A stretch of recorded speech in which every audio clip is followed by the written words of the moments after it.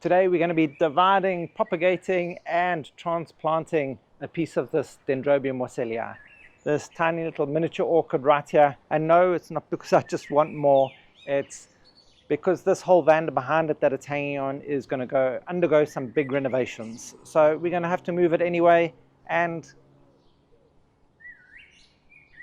But I'm moving on to one of our railway sleepers that we've had transplanted into the garden with some other little miniature orchids that it's just going to look amazing next to. So there's always a good excuse for more, but there are some considerations that you need to take into account when transplanting these. These particularly like to be mounted. So we just have to be careful of a few things, and let's go through a little bit of the culture sheet for them and how we're going to mount it. Welcome to the Nature Company. Today, Dendrobium wassellii, how to grow it, what's going to be the best aspect for it, and what sort of cultural requirements does it need. We'll be going through all of these in this video and showing you how we do it. If this is the kind of information you're interested in, please hit that subscribe button down below if you haven't already, and that notification bell to be notified of all our upcoming content so you don't miss out on a thing. So this is our little Dendrobium here. He's mounted on this cute little log and he's growing quite well. They actually grow relatively quickly during their growing season, so they can actually fill up quite nicely. They much prefer to be mounted than potted. Their roots rot incredibly easily in a pot, so if you are potting them, then it has to be in an extremely well drained and aerated media. But putting them on a piece of bark or a log or something where they can grow their wood naturally is always going to be the best bet. And you're going to get the best looking plant as well, because these can look a bit straggly if they're in a pot, and these will just shoot out the side of the pot and it looks a bit untidy. So give them something to root onto. To transplant this, let's have a closer look. Here we can see all this nice beautiful new growth with all these amazing new roots, but I'm not going to be removing these fresh strong growths. I'm going to be removing the smaller, more stunted growth here, because for some reason it doesn't seem to be taking particularly well, whereas all of this is.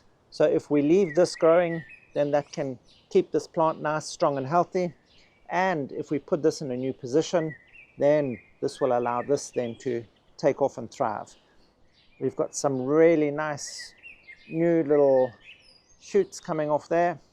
So that's going to grow and fill up quite quickly. So we're going to take off the non-vigorous section of the plant and allow it to become vigorous again. What we're going to be doing is we're going to be removing off this whole, mind this little air plant here, this little Tillandsia. This is Tillandsia brevifolia, but we're not worried about that. We're going to go in here, and where it joins the rhizome over there, that's where we're going to be cutting off. So we're going to have 1, 2, 3, 4, 5, 6. They're not pseudobulbs. This is where a lot of people get confused. They call this a leafless orchid, but it's not actually leafless. These are actually terete-leaves as opposed to being pseudobulbs. So this is actually not leafless, it's pseudobulbous. Well, there we go. So let's go in there, cut off, so we've got some nice reserves for the plant to carry on growing. There's also those really good new roots going to be taking. But what I want to do first is I want to soak this. I just want to allow these roots to become a little bit more flexible and not as easily damaged, because they can be quite brittle when they dry. All we'll do is we'll put this into a bowl and soak it for about 5 to 10 minutes.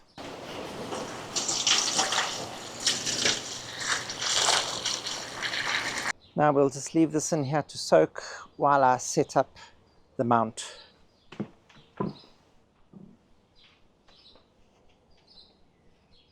Okay, this is a little bit of a peekaboo situation here. So this is going to be going in right over here, right next to this Dendrobium lindleyi and this Laelia mantiquae. So it's going to make a nice little display of all these little miniatures, just like a tasty feast for the eyes. All of these big Euphorbia miliaris are going to be trimmed down and transplanted. Well, not transplanted, trimmed down to allow them to regrow. They've overgrown their height at the moment, so we really need to trim those back. That's one of the reasons also that I want to get this planted here to make a beautiful display. So let's start this off by opening out these Euphorbia miliaris.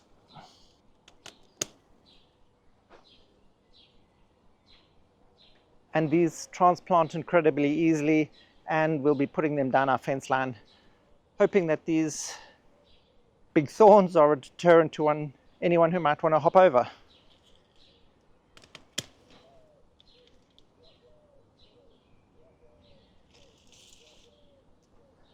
Okay, this gives me a little bit of working space here. Let's take it from there before we trim down all the rest. And of course, clean up your secateurs. They've got a lot of latex on them, and I don't want to be getting that latex in and around my orchids. Okay, now it's fresh, cleaned and sanitized again. Let's do our little orchid trim. So it's this piece here that we're taking off, and we're going off right there next to this vertical rhizome that's running up, so we can get all of these leaves attached.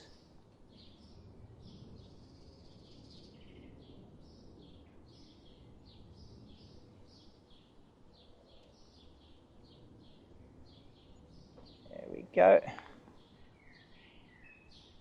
Now we just got to gently peel off any of the roots.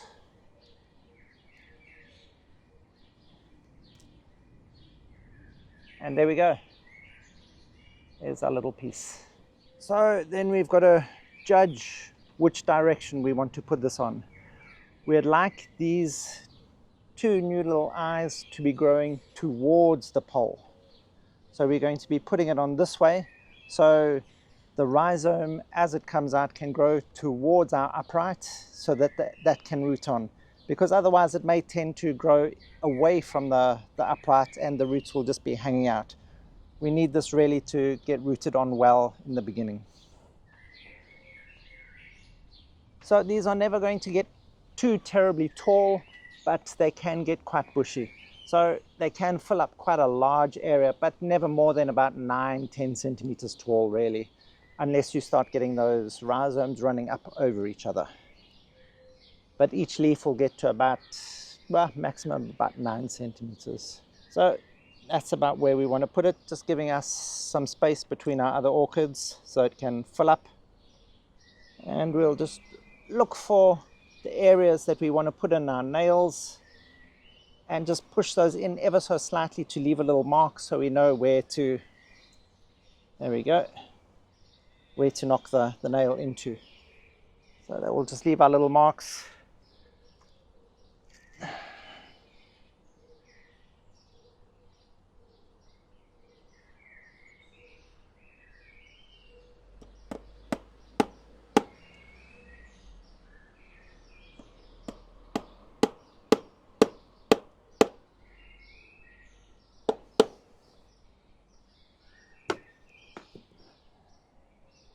And you notice how much sun this area has. With the fact that these have such small area for photosynthesis, they need as much light as you can give them. So my ones, I give full morning sun. So they'll get sun in the morning from actually relatively quite early, and they'll get it all the way until just after about 1 o'clock. There we go. See, it's sitting quite nicely as it's by itself already. But all I'll do is generally I like to use an organic twine that will then decompose. But because this is so big, this is just going to cover it up and fill it up and possibly cause rot by holding too much moisture. So we're going to go with a little bit of nylon twine, and this will just hold it in place, and we can then cut this off once it's already rooted on, because we just need it there to just make sure it doesn't get blown off by the wind or knocked off by birds or something like that. So we'll just take a little bit of this and tie it on. These generally come from, well, these are an Australian orchid, and they're considered warm to hot growing, but they do actually adapt to intermediate climates as well, like ours here, and grow pretty well. They flower during spring to summer, sometimes even as late as autumn, and they like a dry winter rest. So these large terete leaves of theirs actually store vast amounts of water for the size of the orchid anyway, and that sees it through those drier winter months. The winters don't necessarily have to be cooler, because in their natural environment their temperatures don't range terribly much. Approximately a 10-degree range in winter to summer temperatures, and their day-night temperature ranges also don't change much, between 4 or 5 degrees Celsius. So it's not the cool winters or the overnight diurnal temperature changes that cause the flowering. It's probably just the amount of light that they get. The number of light hours, the flowering is probably more dependent on that. Also, during their growing season, from spring through summer and even into autumn, you can water them well, especially the mounted ones. Depending on how much humidity you have, you may have to water every day. Our ones here, because we have such high humidity levels and because we get a lot of rainfall, I often leave mine completely to themselves. They grow and thrive. But obviously, if I was watering and feeding more regularly, I would land up with sort of more vigorous, if you want to say, plumper, longer leaves. Pseudobulbs leaves. They're leaves, they're not pseudobulbs. But mine are basically just left to their own accord, sadly. But they still tend to do well. I'm showing you top of my head, don't look. Okay, here we can see it's fairly well attached now. Those roots are in contact with the wood. The new growths are going to grow towards the wood. So that's all hunky-dory. What else do we need to know about these? Well, the nice strong light, the lots of water during the growing period, but especially when mounted, because too much moisture in a potted environment is going to rot the roots, and those rhizomes are just going to rot and die. So good aeration, lots of air movement, high humidity. In their natural environments, it's around 70 to 75% all year round. So if you can match that, that's going to be ideal. And of course, as I said, lots of sun. And otherwise, they actually really an easy orchid to grow. The biggest problem you're going to have is growing them indoors, where your air might be stagnant and you've got them in pots and you're probably overwatering. That's probably going to be your biggest reasons for failure of these Dendrobium wassellii. And repotting divisions or transplants of these can almost be done any time of year, as long as you have that new root growth. They do tend to send out those new roots throughout spring, summer, and even into autumn, but then often in that winter period where they want that winter dryness, that little bit of rest, that's when they'll slow down or stop growing. But as soon as that temperatures and moisture comes back up, that's when they'll start to grow again. So as long as you've got new roots, you can do your divisions and your transplants and have more. So that was a quick, easy, trouble-free video, just like these orchids. Dendrobium wassellii is just a magnificent plant to have. Those beautiful little white flowers that sprinkle their joy, and sometimes more than once a year, are just so special. And when you have them mixed with other little miniatures, you're just going to have a magnificent display. So if you need any other further information on any other orchid topics, Ed posts a lot of information in that Buy Me a Coffee link down below. be sure to go there, have a look. There's a lot of free content available for everyone, and there's some members only gated content too. So don't be shy, sign up, become a member, and grow like a pro. And thank you for watching.